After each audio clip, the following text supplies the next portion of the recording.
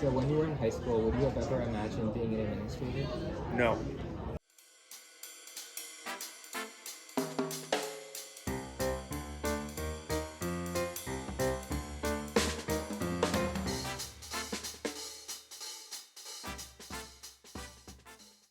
It's interesting. Everyone in my family is an educator. That includes mother, father, two sisters, and so I think one of the things to note is that it was very natural for me to be a teacher. Actually, I had taught in two other places prior to going to Shaker Middle School, so I was 8 years in the profession when I was there.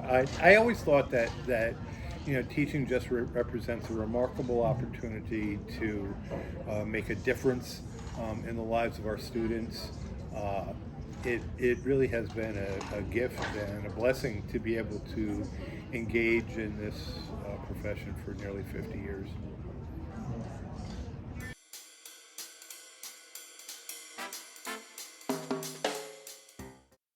I think they're both very rewarding experiences, each in a different light.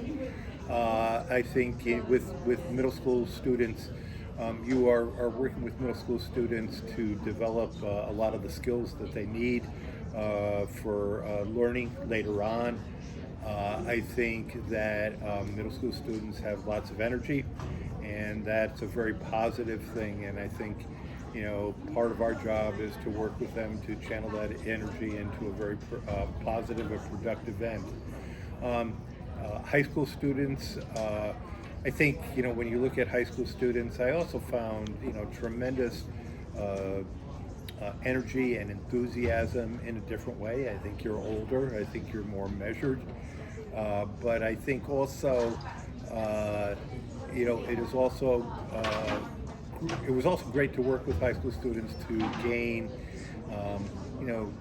a different perspective on the teaching and learning process, and to also see students develop at a different point. You are on the cusp of adulthood, and many students, when they graduate high school, can become voters, or are going on to college, or going to the world of work, or going into the armed forces. So, the expression young adult really is very apt, and so I think working with students at that stage where they're really about to transition into a different phase of their life is also exciting and rewarding.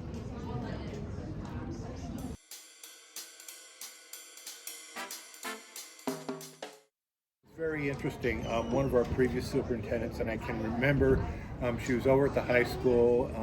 At that time, I was a teacher, and she was someone who I still regard as a mentor in my career, and that was Dr. Maria Levinson. Dr. Levinson was on the lunch line, and she said, you really ought to, out of the blue, said you really ought to think about leadership. I really hadn't thought about it seriously until she mentioned it, and I thought,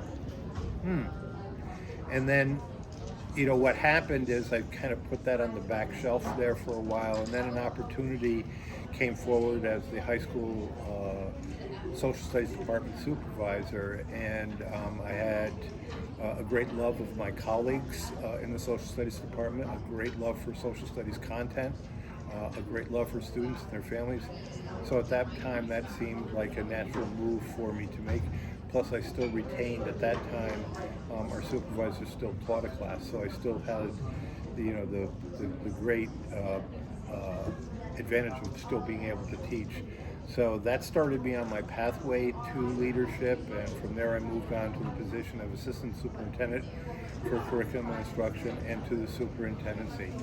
It's one of those things that you never really, you never start your career saying, at least I didn't, someday I want to be a superintendent.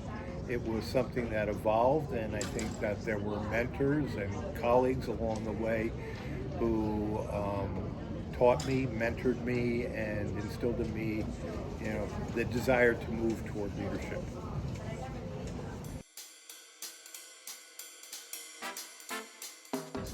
Wow. Most memorable moment. I had one student who came, this is probably 10 years after I left the junior high, but remarked about one day where we went out. We were doing a unit on the Iroquois, and we were doing something about the methodology of the archaeologist.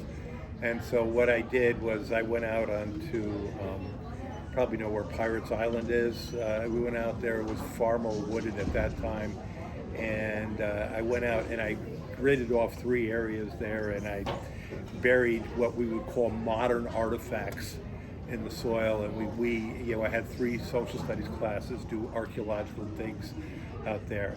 And at that time you think, okay, this is just a great experience. But when someone comes back to you and says, oh yeah, that was really an amazing day 10 years ago when they're an adult, that in and of itself is something that is like, wow, this is really great work.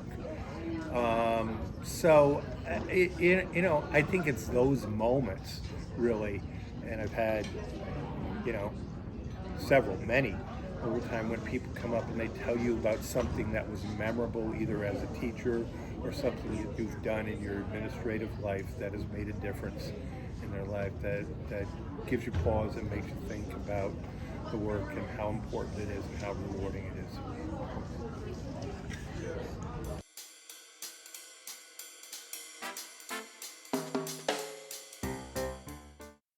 No. When I was in high school, I think I had pretty immediate concerns, about, the next social event, the next academic event, whether it's, like a test, Regents exam, going to college, athletic events. I was caught up in a lot of that. I didn't ponder too seriously my particular future.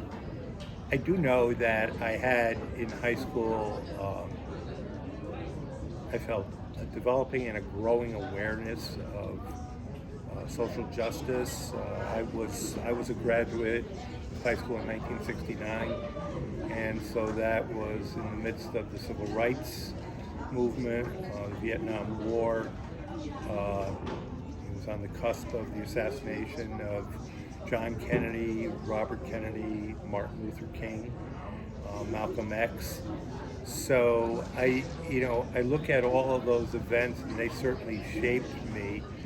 So when I look at my progress toward becoming a teacher, it was logical that I became a teacher because I think I always wanted to be in the serving professions.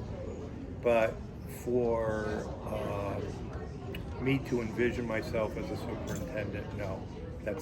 I never envisioned that, and I never really envisioned that probably until almost when that opportunity presented itself. It's like, okay, I'll try this. Okay, but I didn't grow up. I didn't go into the profession. I didn't wake up every day saying someday I want to be the superintendent of whatever school district I worked in. No.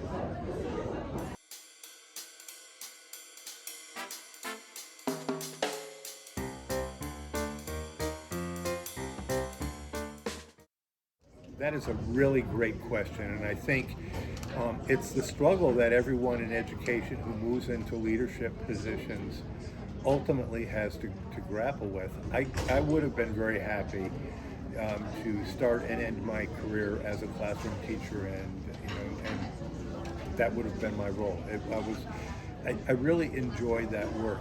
It's just that along the way you begin to think about, okay, how do I enact change in a different environment?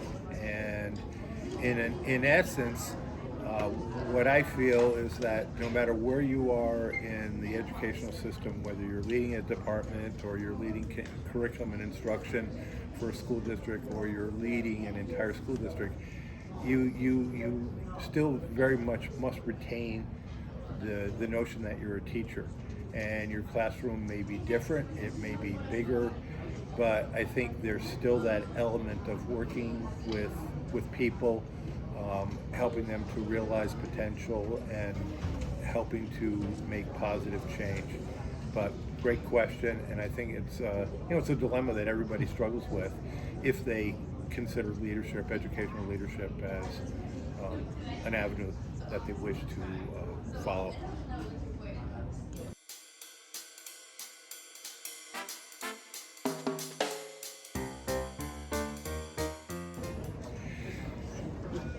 So I think, let me deal with the last part of that question, better or worse.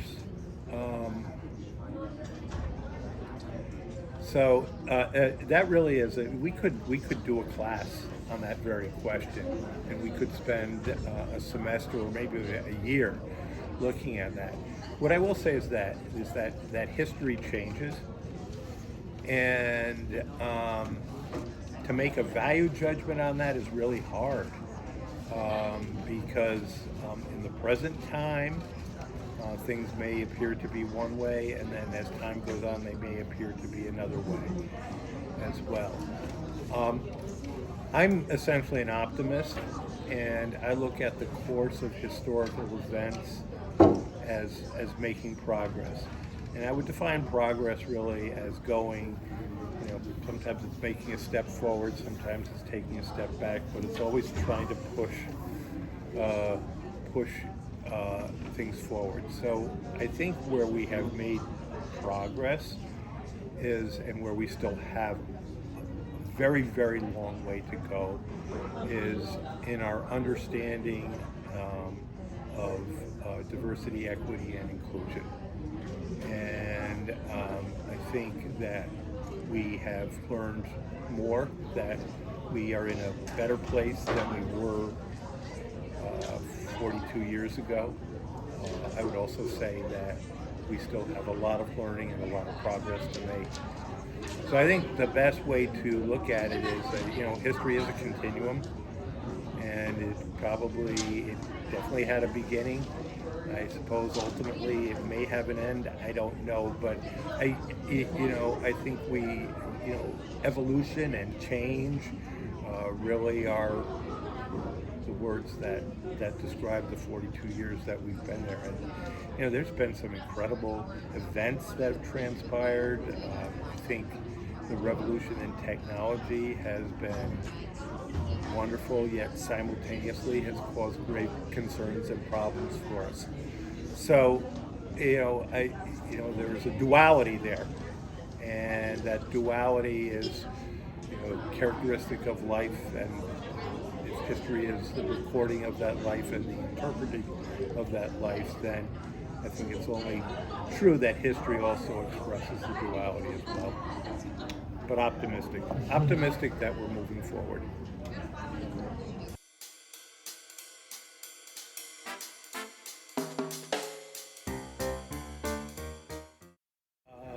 Yes, I do. So my parting words to Shaker students are this. So I think there's a couple of things. I think first of all, and it may be cliched, but I think it's a truism. And I think be true to yourself, know what your passion is, and pursue that passion with vigor, with honesty, integrity, and compassion and kindness. The second thing I would also say too is, I think, and I really have great faith in this current generation, but I think the development of community and understanding and care for one another is needed, and more apparent than ever. So I would say that care for one another, and